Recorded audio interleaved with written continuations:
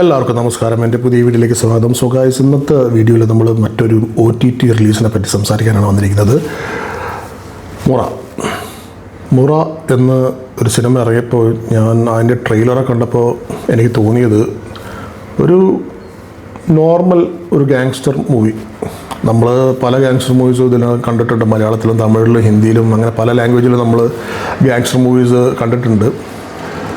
അപ്പോൾ ഞാൻ കരുതി ഇത് ഏകദേശം അതേപോലുള്ളൊരു ടൈപ്പ് സിനിമ തന്നെയാണ്, അല്ലാണ്ട് വലിയ വ്യത്യസ്തമായിട്ടുള്ള സംഭവങ്ങളൊന്നും ഉണ്ടാവാൻ സാധ്യതയില്ല. Directed by Mustafa, starring Suraj Venjaramoodu in main role. അങ്ങനെ ഒരു ക്യാരക്ടർ സുരാജിനെ നമ്മൾ കണ്ടിട്ടില്ല. സുരാജ് ഇപ്പോൾ വളരെ എന്താ പറയുക, ഒരു പല ക്യാരക്ടേഴ്സും ഇങ്ങനെ എടുത്ത് എക്സ്പെരിമെൻ്റ് ചെയ്യുന്നുണ്ട് പുള്ളി. അതുകൊണ്ട് തന്നെ കോമഡി വിട്ടിട്ട് ഒരു ട്രാൻസ്ഫോർമേഷനിൽ വന്നപ്പോൾ ഒരു സീരിയസ് കഥാപാത്രങ്ങളൊക്കെ എടുത്ത് അതിൻ്റെ ഒരു എക്സ്പെരിമെൻ്റ് നടത്തുന്ന ഒരാളായിട്ട് ഇപ്പോൾ അത്യാവശ്യം എനിക്ക് തോന്നുന്നു പുള്ളിയുടെ കഴിവ് ശരിക്കും യൂസ് ചെയ്യുന്നുണ്ട് തന്നെയാണ് എല്ലാ സിനിമകളിലും. അന്നേരം അയാളുടെ ക്യാരക്ടർ വളരെ ഗംഭീരമായിട്ട് തന്നെ പുള്ളി എക്സിക്യൂട്ട് ചെയ്യുന്നുണ്ട് എല്ലാ സിനിമയിലും. അങ്ങനെ ഒരു പാളിച്ചകളോ ഫ്ലോസോ ഒന്നും നമുക്കങ്ങനെ പറയാൻ പറ്റില്ല. പുള്ളി അത്യാവശ്യം നല്ല എഫേർട്ട് എടുത്തിട്ട് പുള്ളിയുടെ ക്യാരക്ടേഴ്സ് ചെയ്യുന്നുണ്ട്. ഈ സിനിമയിലും അങ്ങനെ വലിയൊരു എഫേർട്ട് എടുത്ത് ചെയ്യേണ്ട ഒരു ക്യാരക്ടറാണെങ്കിലും ആ ക്യാരക്ടറിൻ്റെ പേസ് പുള്ളി സ്റ്റാർട്ടിങ് തൊട്ട് എൻഡിങ് വരെ പുള്ളി അത് മെയിൻറ്റെയിൻ ചെയ്തിട്ട് പോകുന്നുണ്ട്. പിന്നെ അതിലുള്ളൊരു കുറച്ച് ന്യൂ കമേഴ്സാണ്. അവരുടെ പേരുകളൊന്നും എനിക്കറിയില്ല. ഒരു ആക്ടറിനെ ഞാൻ വിക്കിപീഡിയയിൽ നോക്കിയപ്പോൾ ഹൃദു ഹരുൺ, പുള്ളിയാണ് അനന്തു എന്നുള്ള ക്യാരക്ടർ ചെയ്തിരിക്കുന്നത്. പിന്നെ വേറെ 2-3 പിള്ളേരുണ്ട് അതിൽ. അജിത് കണ്ണൻ, അത് മനാഫ് എന്ന് പറഞ്ഞ ക്യാരക്ടർ ചെയ്തിരിക്കുന്നത്. പിന്നെ വിഘ്നേശ്വർ സുരേഷ്, സിട്രു എന്ന് പറഞ്ഞ ക്യാരക്ടർ ചെയ്തിരിക്കുന്നത്. പിന്നെ ജോബിൻ ദാസ്, ഷാജി എന്ന് പറഞ്ഞ ക്യാരക്ടർ ചെയ്തിരിക്കുന്നു. അങ്ങനെ കുറച്ച് പേര്. പക്ഷേ ഈ ഹൃദു ഹരുണാണ് നമ്മളെ മെയിൻ ഒരു കഥാപാത്രം, അനന്തു എന്നുള്ള ഒരു കഥാപാത്രം ഇതിൽ അഭിനയിക്കുന്നത്. സുരാജിൻ്റെ ഒരു നേരെ ഒരു എന്താ പറയുക, ഓപ്പോസിറ്റ് ക്യാരക്ടർ എന്ന് പറഞ്ഞ പോലെ, പുള്ളിക്ക് ഇതായിട്ട് നിൽക്കുന്ന ഒരു ക്യാരക്ടർ എന്ന് പറഞ്ഞ പോലെ അങ്ങനെ ഒരു ക്യാരക്ടർ ചെയ്യുന്നത്, ഒരു ഇമ്പോർട്ടൻ്റ് ആയിട്ടുള്ള ക്യാരക്ടർ ചെയ്ത പുള്ളിയാണ്. And surprisingly this guys did very well.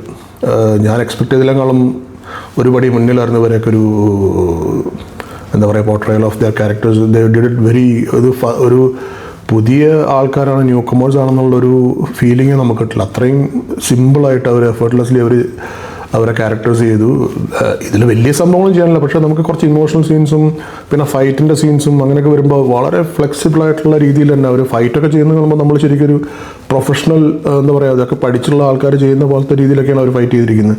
ചാടിയടിക്കലും മറിയലും പിന്നെ കുറേ ഒരു WWE സ്റ്റൈൽ കുറേ സ്റ്റൺസൊക്കെ അതിൽ കാണിക്കുന്നുണ്ട്. നമ്മൾ എടുത്തടിക്കലും അതൊക്കെ വളരെ രസമായിട്ട് ചെയ്തിട്ടുണ്ട്. സ്റ്റൺ മാസ്റ്ററിൻ്റെ ഒരു കഴിവായിരിക്കണം അവർക്ക് ട്രെയിൻ ചെയ്ത് അതുപോലെ എത്തിച്ചതിൻ്റെ ഒരു പിന്നിൽ.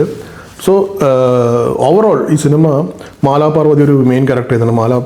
പാർവതിനെ പെട്ടെന്ന് കാണുമ്പോൾ നമുക്ക് മനസ്സിലാവില്ല. ഒരു വായിൽ കുറച്ച് ഒരു സാധനമൊക്കെ വെച്ച് ഒരു മുഖമൊക്കെ കുറച്ചൊരു വികൃതമായ രീതിയിലൊക്കെ ആക്കിയിട്ടാണ് വന്നിരിക്കുന്നത്. അതൊക്കെ രസമായിട്ടുണ്ട്. ഒരു ഫീമെയിൽ വില്ലൻ കഥാപാത്രം കുറേ നാളായിട്ട് മലയാള സിനിമയിൽ ഉണ്ടായിരുന്നില്ല. നമ്മളെ ബിന്ദു പണിക്കറായിരുന്നു ലാസ്റ്റ് നമ്മൾ റോഷാക്കിൽ നമ്മൾ കണ്ടത്, അങ്ങനത്തെ ഒരു സ്ട്രോങ് ആയിട്ടുള്ള കഥാപാത്രം. ഇതിൽ മാലാപാർവതി അതേപോലെ അത്രയ്ക്ക് വരുന്നില്ലെങ്കിലും ഏകദേശം അതിൻ്റെയൊക്കെ ലെവലിലെത്തുന്ന ഒരു ടൈപ്പ് കഥാപാത്രം അവർ ചെയ്യുന്നുണ്ട്. വളരെ രസകരമായിട്ട് അവർ ചെയ്തിട്ടുണ്ട്. അത് എനിക്ക് തോന്നിയത് ഒരു ഗാങ്സ്റ്റർ മൂവി എന്നുള്ള ഉപരി ഒരു ഫ്രണ്ട്ഷിപ്പ് ഒക്കെ പറയുന്ന ഒരു കഥ. പക്ഷേ ഇതൊരു പ്രശ്നം എന്ന് പറയുന്നത്, ഇതൊരു does it give A wrong ഒരു യങ്സ്റ്റേഴ്സിനൊരു തെറ്റായ ഒരു മെസ്സേജ് കൊടുക്കുമെന്ന് പറഞ്ഞാൽ ഇങ്ങനെ അടിപിടിയിൽ. പക്ഷേ അങ്ങനെ ഇല്ല. Because end of the day നിങ്ങൾ ഇതുപോലത്തെ കാര്യങ്ങൾ ചെയ്യുമ്പോൾ യു എൻഡ് അപ്പ് എന്താ പറയുക, അതോട് പണി അങ്ങോട്ട് കൊടുക്കുമ്പോൾ പണി ഇങ്ങനെ കിട്ടുന്നുള്ളൊരു മെസ്സേജ് ഇതിൽ ശരിക്കും കാണിക്കുന്നുണ്ട്. ബിക്കോസ് ആ രീതിയിലാണ് പടം മുന്നോട്ട് പോയി അവസാനിക്കുന്നത്. അപ്പോൾ യങ്സ്റ്റേഴ്സിനെ സംബന്ധിച്ച് അവരിത് കണ്ടിട്ട് മനസ്സിലാക്കേണ്ടതെന്ന് പറഞ്ഞു കഴിഞ്ഞാൽ, നിങ്ങൾ ഇങ്ങനത്തെ പരിപാടിക്കൊക്കെ പോകുമ്പോൾ രണ്ടരച്ച് ചിന്തിക്കുക. നിങ്ങളുടെ ഫാമിലി ബാക്കിലുണ്ട്, അവരെ സപ്പോർട്ട് ചെയ്യാൻ നിങ്ങൾ പോയി കഴിഞ്ഞാൽ ആരും ഉണ്ടാവില്ല. നിങ്ങൾ ഇതുപോലത്തെ പെട്ടെന്ന് പൈസ ഉണ്ടാക്കാനുള്ള കാര്യങ്ങളൊക്കെ ചെയ്യുമ്പോൾ അതിൻ്റെ പുറകെ കുറേ പ്രശ്നങ്ങൾ വരുന്നുള്ളത് നിങ്ങൾ ആദ്യം ആലോചിച്ചിട്ട് ചെയ്യണം ഇതിലൊക്കെ ഇറങ്ങിത്തിരിക്കാൻ. അപ്പോൾ അങ്ങനെ ഒരു മെസ്സേജ് ഈ ഫിലിമിൽ വളരെ വ്യക്തമായിട്ട് അവർ കൊടുക്കുന്നുണ്ട്. ബിക്കോസ് ഈ പൈസ വരും, പക്ഷേ അതേപോലെ തന്നെ അതിൻ്റെ ഒപ്പം പണിയും വരും. അപ്പോൾ ആ ഒരു സംഭവത്തിൽ വളരെ കൃത്യമായിട്ട് പറഞ്ഞിട്ടുണ്ട്. അത് എനിക്കിഷ്ടപ്പെട്ടു.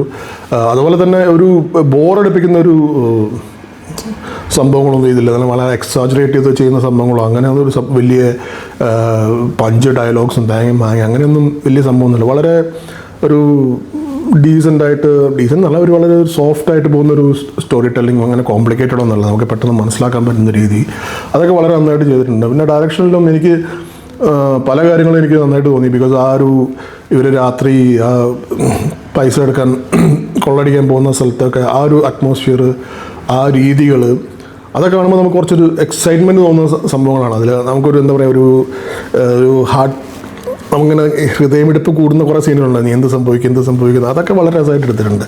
പിന്നെ ബാക്ക്ഗ്രൗണ്ട് സ്കോറും എനിക്ക് തോന്നി അത്യാവശ്യം നല്ലൊരു എന്താ പറയുക, ഓരോ സീൻസിനും അനുയോജ്യമായുള്ള ബാക്ക്ഗ്രൗണ്ട് സീൻസാണ് അതിൽ കൂടുതലും, ബാക്ക്ഗ്രൗണ്ട് സ്കോറാണ് അതിൽ കൂടുതലുള്ളത്. അപ്പോൾ അതുകൊണ്ട് തന്നെ വളരെ രസമായിട്ട് നമുക്ക് ബോറടിക്കാതെ കണ്ടിരിക്കാൻ പറ്റുന്നൊരു സിനിമ. എനിക്ക് അത്യാവശ്യം നല്ല സിനിമയായിട്ടാണ് തോന്നിയത്. ഇങ്ങനത്തെ സിനിമ വീണ്ടും ഉണ്ടാക്കണം. ഇതൊരു പറഞ്ഞാൽ even this also is a message to the youngsters എന്ന് പറഞ്ഞാൽ, ഇങ്ങനെ ഒരു ഗാങ്സ്റ്റർ ലൈഫിലും ചെന്ന് പെടരുത്. പെട്ടുകഴിഞ്ഞാൽ നമ്മൾ അവസാനം എങ്ങനെയായിരിക്കും, പെട്ടെന്ന് പൈസ ഉണ്ടാക്കുന്ന രീതികളൊക്കെ കൊള്ളാം, പക്ഷേ അതിനനുസരിച്ചിട്ടുള്ള പ്രശ്നങ്ങൾ വേറെ അതിന് പുറകിൽ വരും. അതൊക്കെ രസമായിട്ടുണ്ട്. അപ്പോൾ ഓവറോൾ എനിക്ക് ഈ സിനിമ നന്നായിട്ട് ഇഷ്ടപ്പെട്ടു എന്നാണ് എനിക്ക് പറയാനുള്ളത്. നിങ്ങൾ ഇത് കണ്ടിട്ട് നിങ്ങളുടെ അഭിപ്രായം പറയൂ.